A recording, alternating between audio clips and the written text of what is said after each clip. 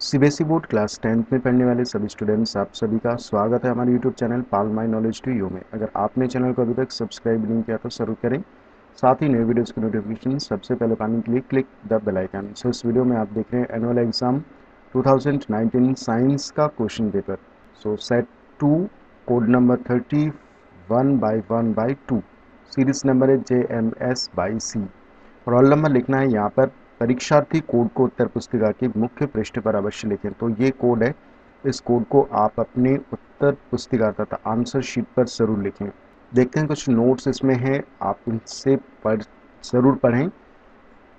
कृपया जांच कर लें कि इस प्रश्न पत्र में मुद्रित पृष्ठ 16 है। प्रश्न पत्र में दाहिने हाथ की ओर दिए गए कोड नंबर को छात्र उत्तर पुस्तिका के मुख्य पृष्ठ पर लिखें। कृपया जांच कर लें कि इस प्रश्न पत्र में 27 प्रश्न हैं। कृपया प्रश्न का उत्तर लिखना शुरू करने से पहले प्रश्न का क्रमांक अवश्य लिखें। इस प्रश्न पत्र को पढ़ने के लिए 15 मिनट का समय दिया गया है। प्रश्न पत्र का वितरण पूर्वाह्न में 10:15 बजे किया जाएगा।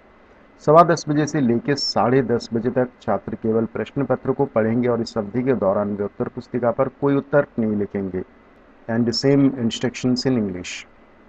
तो विज्ञान साइंस का क्वेश्चन पेपर है। निर्धारित समय अर्थात टाइम आपको अलाउड होगा 3 आवर्स का और मैक्सिमम मार्क्स होंगे 80 के। इसमें भी सामान्य निर्देश है, देख लेते हैं। इस प्रश्न पत्र को 5 भागों अ, ब, स, द और ज्य में बांटा गया है। आपको सभी भागों के प्रश्न का उत्तर लिखने हैं। सभी प्रश्न अनिवार्य हैं। भाग ब, स, द और ज्य के प्रश्नों में आंतरिक चयन दिया गया है। भाग अ के प्रश्न संख्या 1 और 2 एक एक अंक के प्रश्न हैं। इनके उत्तर एक शब्द अथवा एक वाक्य में देने हैं। भाग ब के प्रश्न संख्या 3 से 5 दो अंकों के प्रश्न हैं। इनके उत्तर लगभग 30 शब्दों प्रत्येक में देने हैं। भाग स के प्रश्न संख्या 6 से 15 3 अंकों के प्रश्न हैं। इनके उत्तर लगभग 50 शब्दों में प्रत्येक में देने हैं। भाग द के प्रश्न संख्या 16 से 21 5 अंकों के प्रश्न हैं। इनके उत्तर लगभग 70 शब्दों प्रत्येक में देने हैं। भाग य के प्रश्न संख्या 22 से 27 प्रयोगात्मक कौशल पर आधारित दो अंकों के प्रश्न हैं और इनके संक्षिप्त उत्तर देने हैं। And same general instructions in English. तो चलिए भाग अ अर्थात सेक्शन ए के प्रश्न देखते हैं। 2 प्रश्न है इसमें। यदि जठर ग्रंथियों में श्लेष्मा स्रावित न हो तो क्या होगा? जल के भौम जल के रूप में संरक्षण के 2 लाभों की सूची बनाइए। अब देखते हैं सेक्शन बी के प्रश्नों को। क्वेश्चन नंबर 3, क्रिस्टलन जल किसे कहते हैं? ऐसे किसी एक लवण का नाम और उसका सूत्र लिखिए जिसमें क्रिस्टलन जल होता है। क्वेश्चन नंबर 4, वृषण क्या होते हैं? मानवों में वृषणों के 2 कार्यों की सूची बनाइए। एंड क्वेश्चन नंबर 5, किसी माध्यम का अपवर्तनांक प्रकाश की चाल से किस प्रकार संबंधित होता है? किसी माध्यम की किसी अन्य माध्यम के सापेक्ष अपवर्तनांक के लिए इन 2 माध्यमों में प्रकाश के वेग के पदों में व्यंजक प्राप्त कीजिए। अथवा इन दोनों में से कोई एक प्रश्न आप कर सकते हैं। And same question in English. चलिए अब आगे देखते हैं सेक्शन सी भाग स के प्रश्नों को। क्वेश्चन नंबर 6 ई, चांदी या सिल्वर की बनी वस्तुएं सामान्यतः कुछ दिनों तक खुले में रखने पर काली पड़ जाती है। टूथपेस्ट से इन वस्तुओं को रगड़ने से वे पुनः चमकने लगती हैं। कुछ दिनों तक खुला रखने पर चांदी की वस्तुएं काली क्यों हो जाती हैं? संबंधित परिघटना का नाम लिखिए। निर्मित काले पदार्थ का नाम और उसका रासायनिक सूत्र लिखिए। बी, कैल्शियम फॉस्फेट तथा अमोनियम कार्बोनेट का सूत्र लिखिए। And same question in English. Question number 7, निम्नलिखित तत्वों की तुलना कोष्ठक में दिए गए अभिलक्षणों के अनुसार कीजिए। तो 3 प्रश्न हैं और हर एक के लिए एक एक अंक। क्वेश्चन नंबर 8, पीएच स्केल क्या मापता है? इसका परिसर लिखिए। पीएच स्केल के उच्चतम और निम्नतम मानों की सार्थकता का उल्लेख कीजिए। 3 अंक के लिए प्रश्न है, इसमें भी आपको ऑप्शन मिल जाते हैं। इन 2 प्रश्नों को या फिर इन 3 प्रश्नों को आप कर सकते हैं। क्वेश्चन नंबर 9, क्वेश्चन नंबर 10, किसी आहार श्रृंखला में सामान्यतः 3 या 4 पोषी स्तर ही होते हैं। व्याख्या कीजिए। जैव आवर्धन किसे कहते हैं? व्याख्या कीजिए।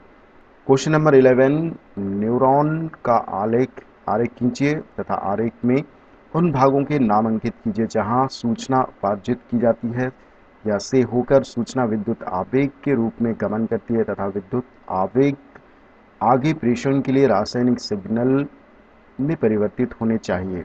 अथवा इन 3 प्रश्नों को कर सकते हैं। And same question in English. Question number 12 देखिए, उत्सर्जन की परिभाषा लिखिए। जंतुओं को अपशिष्ट पदार्थों को क्यों उत्सर्जित करना चाहिए? या मानवों की प्रमुख उत्सर्जकों का नाम लिखिए और उल्लेख कीजिए कि उत्सर्जी पदार्थ को शरीर से किस रूप में त्यागा जाता है। Question number 13।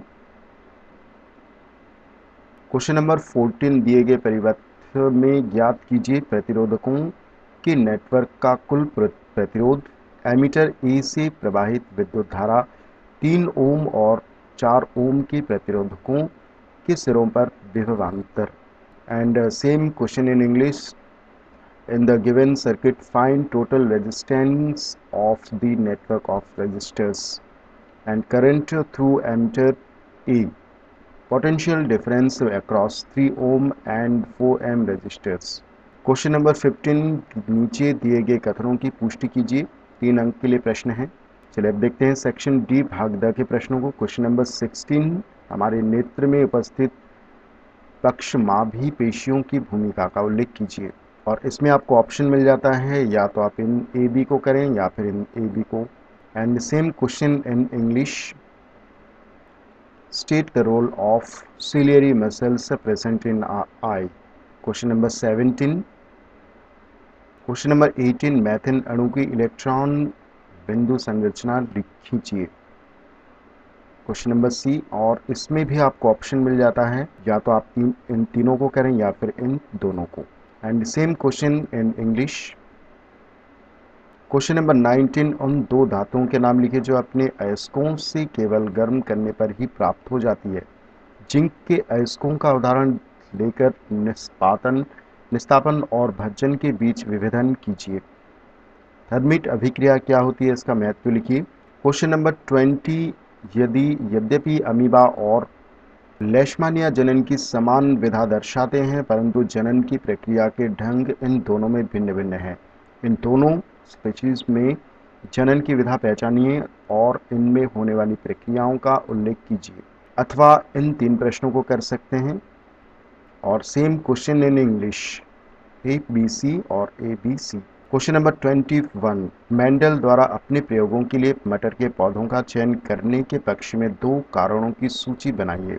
अब देखते हैं सेक्शन ई भाग य। क्वेश्चन नंबर 22, इसमें आपको ऑप्शन मिल जाता है, या तो आप इसे कर सकते हैं या फिर इसे कर सकते हैं। उन 4 चरणों को उचित क्रम में लिखिए जिनका पालन किसी दूरस्थ बिंब का किसी दिए गए उत्तल लेंस द्वारा तीक्ष्ण प्रतिबिंब प्राप्त करके उसकी फोकस दूरी निर्धारित करने में किया जाना चाहिए। And same question in English.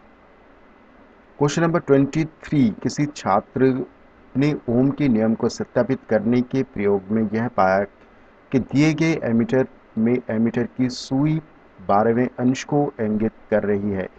यदि इस एमीटर में 0 से 0.5 एम्पियर के बीच 10 विभाजन है तो 12वें विभाजन के तदनुरूप एमीटर का पाठ्यांक क्या है। क्वेश्चन नंबर 24, फेरस सल्फेट विलयन का रंग परखनेली फर्स्ट के विलयन के रंग से सुमेल करेगा, कारण दीजिए। क्वेश्चन नंबर 25, विलयनों एक्स वाई और जेड को उनके पीएच के बढ़ते अर्थात आरोही क्रम में व्यवस्थित कीजिए। अथवा इन दोनों में से कोई एक प्रश्न आपको करना है। एंड ये same question in English. Question number 26, दर्शाई गई प्रायोगिक व्यवस्था में, तो ये प्रश्न है और सेम क्वेश्चन इन इंग्लिश। देखते क्वेश्चन नंबर 27, कोई छात्र द्विबीजपत्री बीजों को अंकुरित करना चाहता है। इसके लिए 4 चरणों को उचित क्रम में लिखिए ताकि वह सही ढंग से प्रयोग कर सके। अथवा नीचे दिए गए आरेख को पहचानिए और इस पर अंकित भागों ए बी और सी के नाम लिखिए। And same question in English. So students, यहाँ पर क्वेश्चन पेपर हमारा एंड होता है।